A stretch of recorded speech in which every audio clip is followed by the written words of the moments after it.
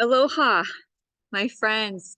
Day two after the full solar eclipse, which blessed and graced the United States of America. How are you all doing out there?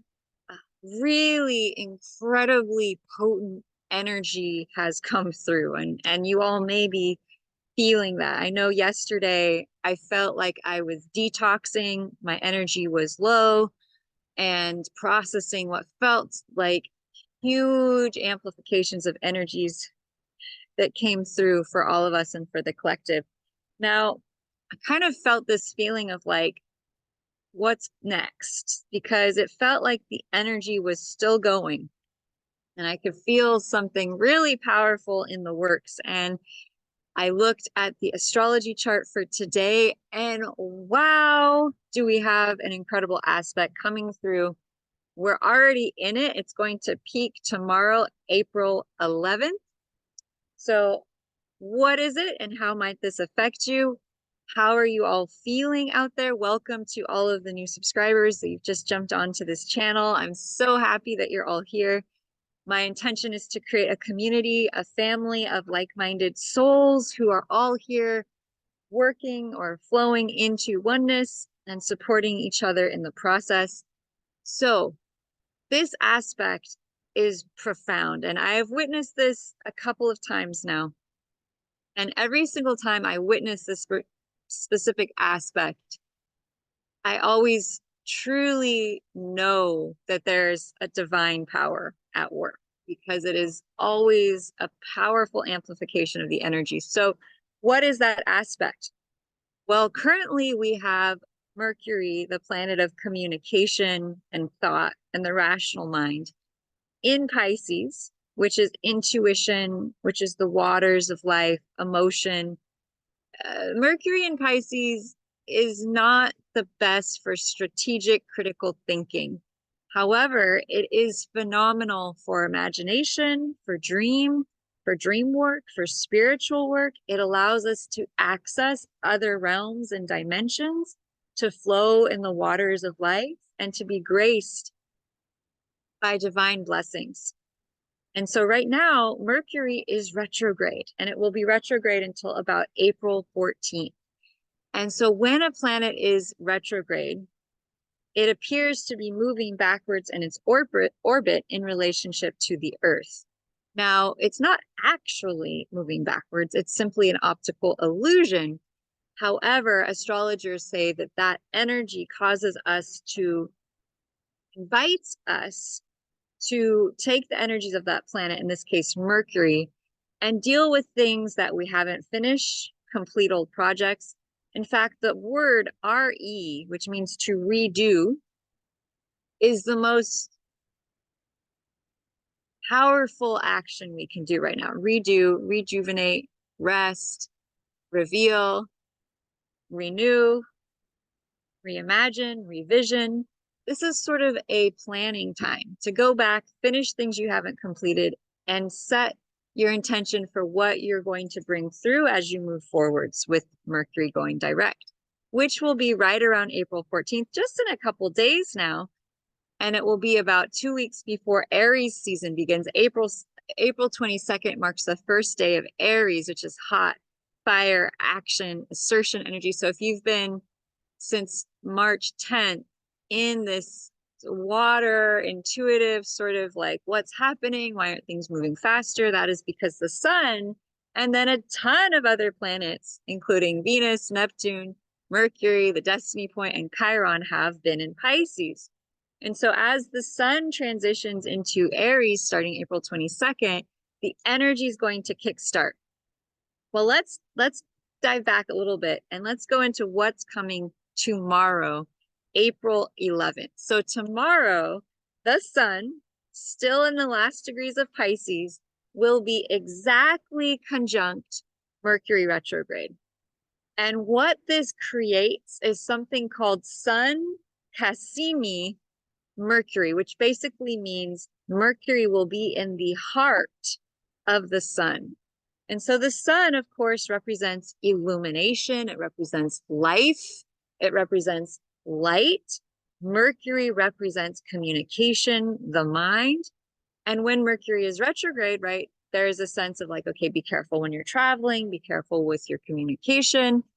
However, all of that changes when Mercury is Kazimi, the sun, in the heart of the sun, because the power of the sun illuminates that Mercury retrograde. And so it is said that when Mercury is Kazimi, the sun, in the heart of the sun, we get a free pass. So travel becomes easier, communication becomes easier, things open up that may have been stuck, that may have been unmoving.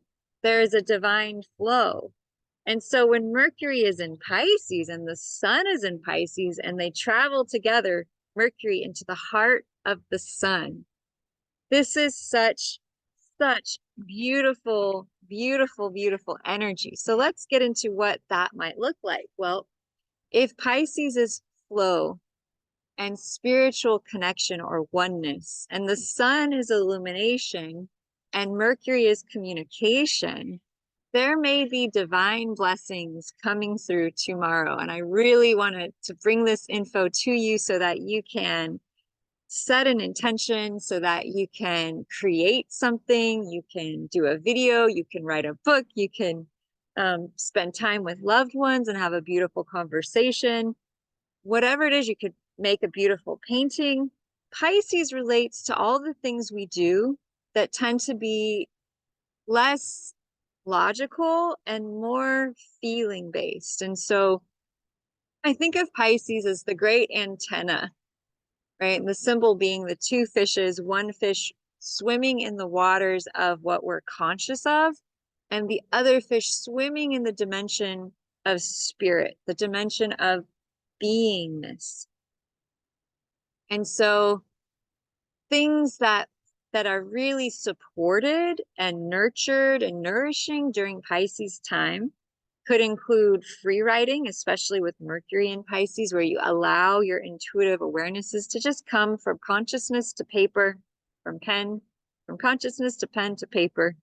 Or it could be watercolor. I love watercolor, where you allow your feelings and your intuitions to flow through you onto the page to create that masterpiece from your heart.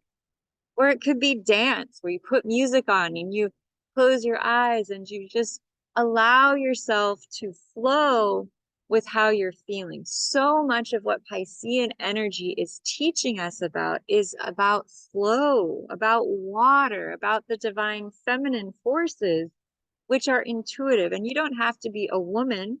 In fact, men and women are the yin yang within ourselves. And so each of us carries both feminine and masculine energies. And so this year, with this big eclipse happening on just, April 8th, and it being in Pisces with 8 things in Pisces, tells me that one of the, including the destiny point or the divine lesson that we're learning as a collective, it tells me that that is one of the main focuses, especially for the next 6 months until the next eclipse, which will be the full moon eclipse, which will be the bookend to this one, which will be the completion.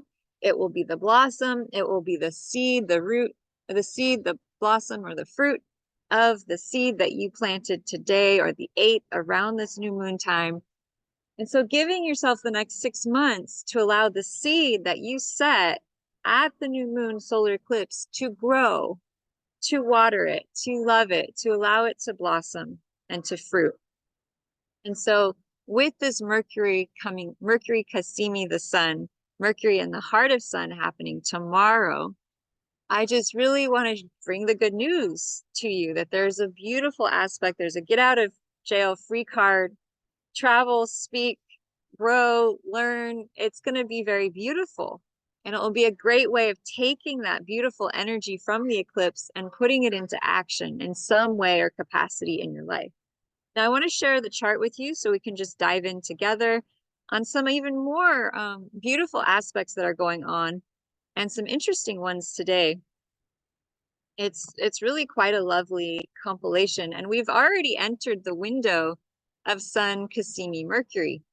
So here we go. We have Saturn directly conjunct Mars in Aquarius today. Saturn, of course, being the stabilizing, grounding, masculine force. Mars, assertive masculine force. So having these two masculine forces, both in Aquarius. Saturn can also be natural divine law. Mars can be leadership and action. In Aquarius means that the divine masculine is stepping into new age ideas, new age visions, new age concepts and technology to create support for five things in Pisces today. So we've dropped down from 8 down to 5, okay? But on the other end of the feminine, intuitive Piscean, those 5 things, we have the sun, moon, midpoint in Aries. We have Jupiter in Aries. We have Uranus in Aries. And so there's quite a bit of masculine energy on the other end of this Piscean sandwich. We got Mars and Saturn on one end, and then we've got Jupiter and Uranus on the other. And it's very interesting because Saturn, Jupiter, and Uranus were all masculine leader deities in the Greek pantheon. And so very interesting that all this Piscean energy has this masculine energy bookends on either end of it. And my sense is that the divine feminine is really being supported to step forwards this year and to find her voice. Mercury and Pisces coming into this incredibly beautiful Sun Kazimi Mercury tomorrow. Now, Chiron is still conjunct the sun, still 2 degrees away. Sun, Mercury, Chiron. You might be able to or invited to have some kind of magical healing conversation that could heal something that's maybe been inside of you for centuries. And so I really want to invite you to open to the possibility of healing, to open to the possibility of grace, to open to the possibility of love. Because Pisces so deeply connects to the energy of love. And right now we have Neptune conjunct Venus, which again is that divine spiritual love. Now, the fact that Moon is in Taurus today, the emotional nature is very supportive to the Sun Kazimi Mercury, because Taurus is grounding and stabilizing. It's earth. And Pisces is water. And so we have the water of the sun and communication, the flow of the soul, with the emotional nature being stabilized by Taurus. And so I want to really invite you to get outside, just like I'm out here in nature. I'm out here in the sunlight with the trees. I have a creek flowing from one side and the river on the other, and I can hear the sound of the water. And so I really invite you wherever you live, and please feel free to share below where this is, to get out into nature. And please share pictures. If you go out into nature and you have a beautiful hike or connection, share a photo. Maybe it will help to inspire other people to get out there and get into nature, because nature is truly, according to Hippocrates, the greatest healer. And with Chiron still conjunct the sun, there is a lot of deep emotion, a lot of old wounding, old paradigm energies around our psychic abilities, our feminine abilities, our spiritual gifts being brought up for the collective for healing. And so allow this Sun Kazimi Mercury to bless your day, to bless your life as we travel into it.